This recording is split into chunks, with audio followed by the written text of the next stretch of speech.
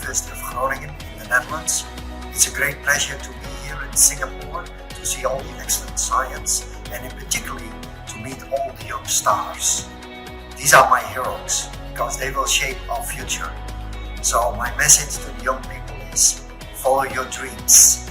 Be eager to discover, to learn, to be creative, and you will shape the future. There is so much to learn and to discover.